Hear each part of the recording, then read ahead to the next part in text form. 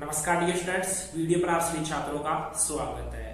देखिए, आज का यह वीडियो आप सभी छात्रों के लिए काफी ज्यादा स्पेशल होने वाला है बिकॉज आज के इस वीडियो में जितने भी जो बीए के स्टूडेंट हैं, देखिए आप सभी छात्रों को जैसे कि आगे जाकर आपको प्रॉब्लम आने वाली है। जैसे काफी छात्रों के बैक लग जाती है या जो पेपर ड्यू रह जाता है वो किस कारणवश से रह जाता है, क्योंकि यहाँ पर आपको कुछ चीजें यहाँ पर मैं क्लियर करने वाला हूँ। एक तो किसी सब्जेक्ट में आपको कितने नंबर चाहिए होंगे पास मार्किंग के लिए, साथ ही में जो प्रैक्टिकल सब्जेक्ट रहता है उसमें कितने नंबर आपको चाहिए होंगे पास मार्किंग के लिए। उसी के साथ में आपको जो सेफ स्कोर है, यानी कि कुछ छात्र ऐसे होते हैं, एक तो देखिए जो मीडियम कैटेगरी के स्टूडेंट रहते हैं कि जिनको पास होने से मतलब रहता है, और एक ऐसे हाई क्वालिटी के जो कैटेगरी के स्टूडेंट रहते हैं जो कि अच्छी परसेंटेज के साथ पास होना चाहते हैं। तो सब कुछ यहाँ पर मैं क्लियर करने वाला हूँ। देखिए, आपके माइंड में ऐसा कोई भी डाउट नहीं रहेगा, बिल्कुल एक तरीके से सहजता से या बिल्कुल सरलता से आपको इतना बिल्कुल क्लियरली कर दूंगा कि आपको किसी से पूछने की जरूरत नहीं पड़ेगी कि मेरे को इस सब्जेक्ट में कितने नंबर चाहिए पास मार्किंग के लिए। तो चलिए वीडियो को स्टार्ट करते हैं। चैनल पर फर्स्ट बार आए हो तो चैनल को सब्सक्राइब कर लेना, काफी इंपोर्टेंट होने वाला है आज का यह वीडियो आप सभी छात्रों के लिए। तो देखिए, यहाँ पर मैं बात कर रहा हूँ बीए की। तो आप सभी को पता है कि बीए में काफी सब्जेक्ट आपके रहते हैं, कुछ प्रैक्टिकल के सब्जेक्ट भी रहते हैं और कुछ नॉर्मल सब्जेक्ट भी रहते हैं। जैसे बात करें यहाँ पर आपका जैसे हिस्ट्री का पेपर हो गया, पॉलिटिकल साइंस का पेपर हो गया, इसी के साथ में आपका इकोनॉमिक्स का पेपर हो गया, हिंदी लिटरेचर का पेपर हो गया, और उसी के साथ में आपका हिंदी के साथ में इंग्लिश लिटरेचर का पेपर हो गया। अब देखो, यहाँ पर फर्स्ट में बात करते हैं पॉलिटिकल साइंस की। तो पॉलिटिकल साइंस में जैसे आपके दो पेपर होते हैं, आपको पता है कि दो पेपर होते हैं, प्रत्येक पेपर आपका 100 नंबर का रहता है, यानी इनका जो टोटल बैठता है वो टोटल आपका रहता है 200 नंबर का। अब इसमें आपको जो पास मार्किंग नंबर चाहिए होते हैं वो आपको जैसे दोनों ऑल ओवर बता रहा हूं मैं, दोनों सब्जेक्ट का मिलाकर उसमें आपको टोटल पास मार्किंग नंबर चाहिए होते हैं मात्र 72 नंबर। अब 72 नंबर आपको किस प्रकार से लाना है, यही छात्रों के मन में कंफ्यूजन रहता है और इसको कोई भी एक तरीके से सोल्व नहीं करता, लेकिन यहाँ पर मैं क्लियर कर दूंगा कि 72 नंबर आपको किस प्रकार से लाने हैं। अब देखो, आपका फर्स्ट सब्जेक्ट है। अब ये जरूरी नहीं है कि आप जैसे प्रत्येक सब्जेक्ट में जैसे 36 नंबर लेके आए, क्योंकि दोनों सब्जेक्ट का अगर मिलाएंगे अपन तो 36 प्लस 36 दोनों का 72 बनेगा। तो ऐसा जरूरी नहीं है कि आपको फर्स्ट सब्जेक्ट में भी 36 लाना है और सेकंड सब्जेक्ट में भी 36 लाना है, ये जरूरी नहीं है। ठीक है, अगर आप फर्स्ट सब्जेक्ट में जैसे 0 ला रहे हो और सेकंड में आप 72 ला रहे हो तो आप पास हो जाओगे। ठीक है, यहाँ पर कोई जरूरी नहीं है। अगर आप फर्स्ट सब्जेक्ट में आपके 70 आ रहे हैं, सेकंड सब्जेक्ट में आपके 2 नंबर आ रहे हैं तो आप पास हो जाओगे। ठीक है, वहां पर मतलब होता है कैलकुलेशन का कि आपका टोटल कितने नंबर जुड़ रहे हैं। आपके टोटल 72 नंबर जुड़ने चाहिए जिससे कि आप पास हो जाओ।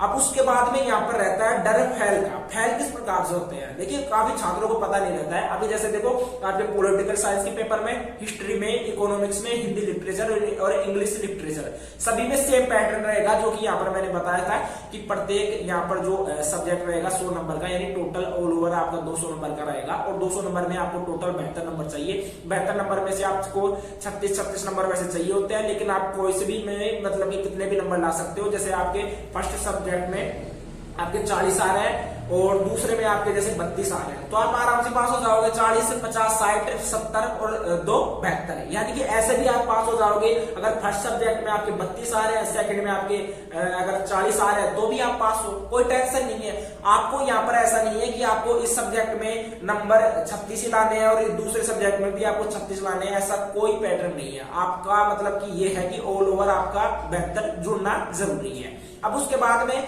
सबसे बड़ा कंफ्यूजन रहता है कि छात्रों के एक तरीके से जो बैक रहती है या एक तरीके से वो फेल हो जाते हैं, वो किस प्रकार से रहता है। देखिए क्या होता है, अगर आपके जैसे पॉलिटिकल साइंस का अगर दोनों आपके पेपर है, जैसे 2 सब्जेक्ट है तो दोनों पेपर है, दोनों पेपरों में आपके अगर पेपर ड्यू रह जाता है तो कोई दिक्कत नहीं है, वहां पर आप फेल नहीं होगे। अगर आपके साथ ऐसा हो जाता है जैसे कि आप एक पेपर में तो पॉलिटिकल साइंस के में आपका पेपर ड्यू रह गया और दूसरा आपका हिस्ट्री का पेपर ड्यू रह गया, तो वहां पर आपको फेल कर दिया जाएगा। यानी कि अगर आपके एक सब्जेक्ट के दोनों पेपर में अगर आपका ड्यू रह रहा है तो आप वहां पर आपका जो पेपर है वो ड्यू ही रहेगा, वहां पर आपको फेल नहीं किया जाएगा।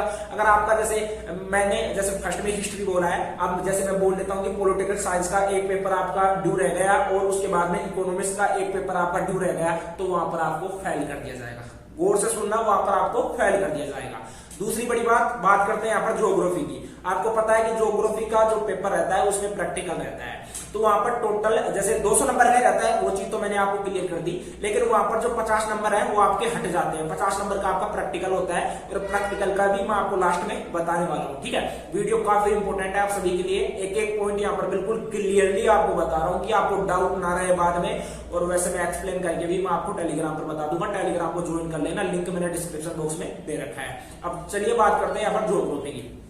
तो देखिए, ज्योग्राफी का पेपर वैसे 150 नंबर का होता है, क्योंकि वहां पर 50 नंबर का प्रैक्टिकल होता है। 150 नंबर में आपको कितने नंबर चाहिए होते हैं, वहां पर आपको चाहिए होते हैं 54 नंबर। ठीक है, कितने नंबर आपको, ओनली 54 नंबर चाहिए होते हैं। यानी कि जैसे ज्योग्राफी का फर्स्ट पेपर हो गया और ज्योग्राफी का सेकंड पेपर हो गया। ठीक है, 2 पेपर हो गए, आपको टोटल 54 नंबर यानी 54 नंबर आपको वहां पर पास मार्किंग के लिए चाहिए होते हैं। यानी कि प्रत्येक सब्जेक्ट में आपको 27 प्लस 27 नंबर आपको चाहिए होते हैं। अब वही चीज मैं यहाँ पर वही सेम पैटर्न लागू होगा यहाँ पर भी जरूरी नहीं है कि आपको दोनों सब्जेक्ट में 27 यानी कि इक्वल नंबर ही आपको लाने हैं, यहाँ पर कोई जरूरी नहीं है। ठीक है, अगर आपके एक सब्जेक्ट में जैसे आपको 54 नंबर चाहिए होते हैं, जैसे आपके फर्स्ट सब्जेक्ट में, जो ज्योग्राफी के फर्स्ट सब्जेक्ट में आपके 50 नंबर आ रहे हैं और सेकंड में आपके 4 नंबर आ रहे हैं, तो आप पास हो जाओगे। अब काफी छात्रों को ग्रीस का नहीं पता रहता है। देखिए, 2 से 3 नंबर में काफी बार ग्रीस लग जाती है। ग्रीस का रहता है, अगर आपके जैसे एक सब्जेक्ट में 40 नंबर आ रहे हैं और दूसरे सब्जेक्ट में आपके 12 नंबर आ रहे हैं, तो आपके यहाँ पर 2 नंबर की ग्रीस लग जाती है, ऐसा रहता है। वैसे आपने अगर 10th 12th पढ़ी है तो उसमें भी आपको पता होगा कि ग्रीस वगैरह लगती है। ठीक है, तो देखिए क्या है, कुछ स्टूडेंट रहते हैं, आप में से ही रहेंगे वो स्टूडेंट, मुझे पता है कि हर स्टूडेंट एक कैटेगरी का नहीं रहता है। कुछ लो लेवल के भी रहते हैं जिनसे पेपर ही पास नहीं होता, अपनी ग्रेजुएशन ही नहीं होती। कुछ स्टूडेंट ऐसे रहते हैं जिनको पास मार्किंग से मतलब होता है, और कुछ स्टूडेंट ऐसे रहते हैं जिनको अच्छी परसेंटेज के साथ में पास होना चाहते हैं। अब सभी कैटेगरी के लिए मैं आपको क्लियर कर दूंगा। अब देखो, फर्स्ट में जो बात करता हूं उन स्टूडेंट्स की जो पास ही होना चाहते हैं कि सर मुझे तो ऐसा कुछ पैटर्न बता दो कि मैं पास हो जाऊं, मुझे बस पास हो रहा है, मुझे पास होने से मतलब है, मुझे अपनी ग्रेजुएशन कंप्लीट करनी है, मुझे बाकी परसेंटेज से कोई मतलब नहीं है, मेरे को ओनली पास होना है। ठीक है, पास होने का सीधा सा तरीका यह है कि आपको लास्ट ईयर यानी कि लास्ट कम से कम 4 से 5 साल के, लास्ट 4 से 5 साल के आपको पेपर पढ़ डालने हैं। क्योंकि देखो, एक तरीके से लिमिटेड सिलेबस रहता है, लिमिटेड सिलेबस रहता है, और उसमें से ही क्वेश्चन पुटअप होते हैं।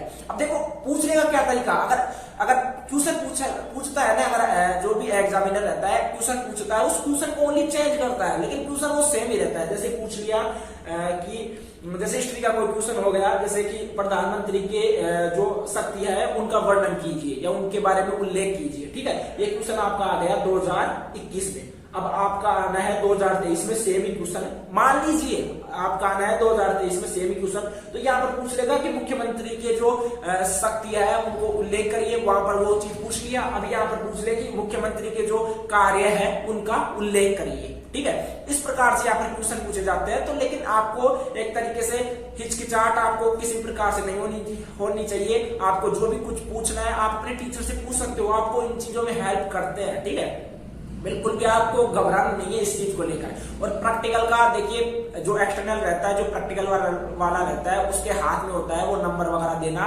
बाकी आपको देखो, आपकी प्रैक्टिकल फाइल रहता है, उसका पूरा नंबर आपको मिलता है। और एक जो आपकी प्रैक्टिकल के टाइम में आपकी प्रैक्टिकल दूसरी फाइल बनती है, जो कि प्रैक्टिकल टाइम में बनती है, उस फाइल के और जो आपके वैसे नंबर रहते हैं वो आपका प्रैक्टिकल वाला ही देता है। वो आपके बिहेवियर पर डिपेंड करता है, आपकी नॉलेज के ऊपर डिपेंड करता है। तो वो नंबर अगर आपको अच्छे मिल जाते हैं तो बाकी थ्योरी तो आपके हाथ में रहती है। अगर आप चाहो तो अच्छे स्कोर भी कर सकते हो। जो अच्छा स्कोर करना चाहते हैं, जो अच्छे नंबरों के साथ अपनी परसेंटेज बनाना चाहते हैं, उन छात्रों के लिए यहाँ पर मैं बोल रहा हूँ। ठीक है, ये चीज मैंने बिल्कुल क्लियर कर दी है आप सभी छात्रों को। बीए के जितने भी स्टूडेंट है, चाहे देखो बीए के फर्स्ट ईयर के स्टूडेंट हो, सेकंड ईयर के स्टूडेंट हो, थर्ड ईयर के स्टूडेंट हो, सेम ही आपका पैटर्न रहने वाला है। बाकी मैंने क्लियर कर दिया है कि जो वैसे सब्जेक्ट है उनमें 72 नंबर चाहिए होते हैं पास मार्किंग के लिए, और जैसे ये प्रैक्टिकल वाला सब्जेक्ट रहता है इसमें टोटल 54 नंबर चाहिए होते हैं, जिनमें से आप 27 प्लस 27 दो सब्जेक्ट के लिए अगर आप लाते हो, या उस एक सब्जेक्ट में आप जैसे मान लीजिए जैसे टोटल